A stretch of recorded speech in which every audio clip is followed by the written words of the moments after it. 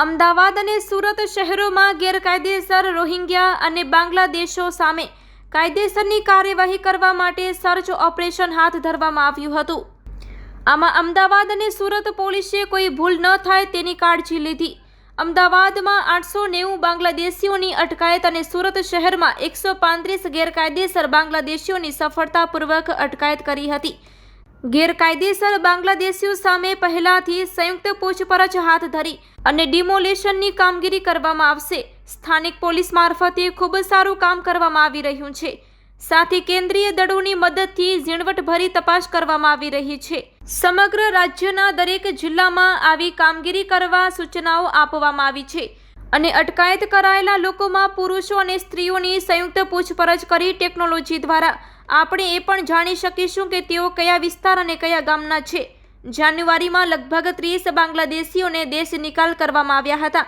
ભવિષ્યમાં ગેરકાયદેસર પ્રવૃત્તિઓ અટકાવવા માટે તેઓ કેવી રીતે આવે છે, ક્યાં જાય છે અને તેમનો સ્ત્રોત કોણ છે તે શોધવાના પ્રયાસો કરવામાં આવી રહ્યા છે અને આ સમસ્યાથી કેવી રીતે છુટકારો મેળવવો તે અંગે રણનીતિ તૈયાર કરવામાં આવી રહી છે.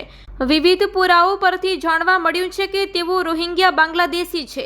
આ પ્રક્રિયામાં ક્યારેક ઓછો સમય લાગશે, ક્યારેક વધુ, પરંતુ કડક તપાસ કરીને ગેરકાયદેસર રોહિંગ્યાઓ દેશ નિકાલ કરવામાં આવશે.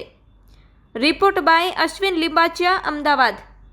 સર્ચ ઓપરેશન નું આયોજન અમદાવાદ શહેર અને સુરત શહેરમાં સ્થાનિક પોલીસ તરફથી કરવામાં આવી હતી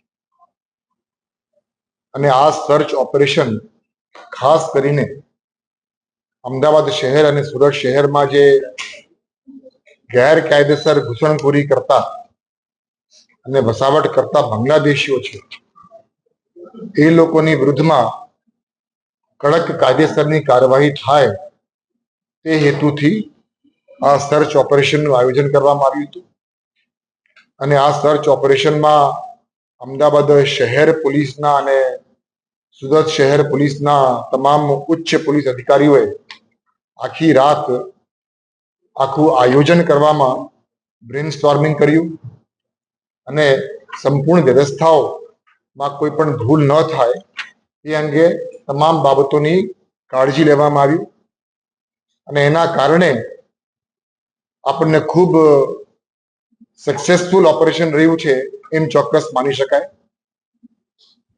આજે સવારે અમદાવાદ શહેરમાં જે મેગા ઓપરેશન કરવામાં આવી ગેરકાયદેસર બાંગ્લાદેશી નાગરિકોની વિરુદ્ધમાં, એમાં અમદાવાદ શહેરમાં કુલ 890 જેવા બાંગ્લાદેશીઓને ડિટેન કરવામાં આવી છે, જેમાં આશરે 465 કે 470 જેવા પુરુષો છે અને બાકી મહિલાઓ છે અને બાળકો છે. એની સાથે સાથે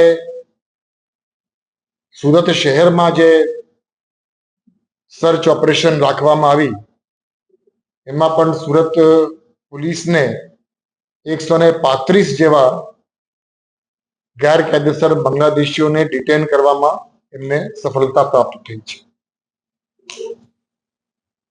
અગાઉ પણ અમદાવાદ શહેરમાં અને રાજ્યના અલગ અલગ જિલ્લાઓમાં ગેરકાયદેસર વસાવટ કરતા બાંગ્લાદેશીઓ વિરુદ્ધ ગુજરાત પોલીસ તરફથી કામગીરી કરવામાં આવતી હોય છે અને પકડાયા પછી નિયમ મુજબ એ લોકોની ઇન્ટ્રોગેશન થાય છે. ઇન્ટ્રોગેશનમાં સ્થાનિક પોલીસની સાથે સાથે રાજ્ય સરકાર અને કેન્દ્ર સરકારની અલગ અલગ સંસ્થાઓને સાથે રાખીને જોઈન્ટ ઇન્ટ્રોગેશન કરવામાં આવે છે અને જોઈન્ટ ઇન્ટ્રોગેશન પછી બાંગ્લાદેશી આઈડેન્ટિટી એસ્ટાબ્લિશ કરવા માટેના પુરાવાઓ એકત્રિત કરી કેન્દ્ર સરકાર સાથે સંકલનમાં રહી આ ગેરકાયદેસર બાંગ્લાદેશીઓને ડિપોર્ટેશનની કાર્યવાહી પણ કરવામાં ભૂતકાળમાં પણ થઈ છે. પણ આજે સવારે અમદાવાદ શહેર અને સુરત શહેરમાં જે કામગીરી થઈ છે એ મને લાગે છે સ્થાનિક પોલીસ તરફથી ખૂબ અભૂતપૂર્વ અને ઐતિહાસિક કામગીરી આ દિશામાં કરવામાં આવી છે અને એ બદલ પોલીસ કમિશનર અમદાવાદ શહેર, સીપી સુરત શહેર અને એમના ટીમના તમામ અધિકારીઓ અને તમામ કર્મચારીઓ, પોલીસ કર્મચારીઓને એ ખરેખર અભિનંદનના પાત્ર છે. ખૂબ સારી રીતે એ લોકોએ હોમવર્ક કરી અને પછી આ સર્ચ ઓપરેશનને પાર પાડ્યું છે, જેના કારણે 890 જેવા બાંગ્લાદેશીઓ અમદાવાદ શહેરમાં અને 135 જેવાને આપણે સુરત શહેરમાં પકડ્યું છે.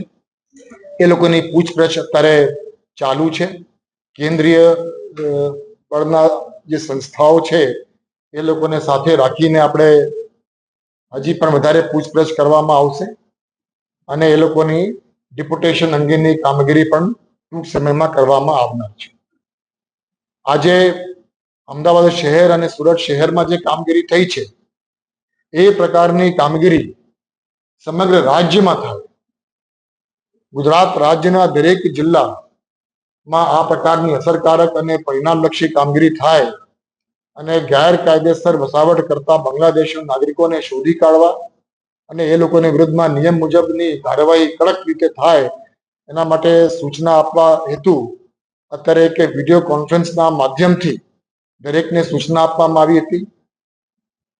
આ આખી જે વ્યવસ્થાઓ છે એ વ્યવસ્થાઓમાં ગુજરાત પોલીસના તમામ અધિકારીઓ, તમામ કર્મચારીઓ, દરેક પોલીસ સ્ટેશનના SHO એમાં જોડાય અને નિકટ ભવિષ્યમાં આવતા દિવસોમાં અલગ અલગ એકમોમાં પણ આ પ્રકારની કામગીરી થાય તે બાબતે એક વિડીયો કોન્ફરન્સ રાખવામાં આવી હતી અને એ વિડીયો કોન્ફરન્સમાં ગુજરાત રાજ્યના માનનીય ગૃહમંત્રી શ્રી પણ ઉપસ્થિત રહ્યા હતા અને એમની સાથે સાથે તમામ વરિષ્ઠ પોલીસ અધિકારીઓ, તમામ police commissioner, range head, police અધિક્ષક, law and order, CID crime, ATS એ તમામને એ વિડીયો કોન્ફરન્સના માધ્યમથી આગળની જે ભવિષ્યની જે રણનીતિ છે એ રણનીતિ અંગે ચર્ચાઓ કરવામાં આવી અને દરેક જિલ્લામાં આ પ્રકારની કામગીરી હવે ટૂંક સમયમાં હાથ ધરવામાં આવનાર છે.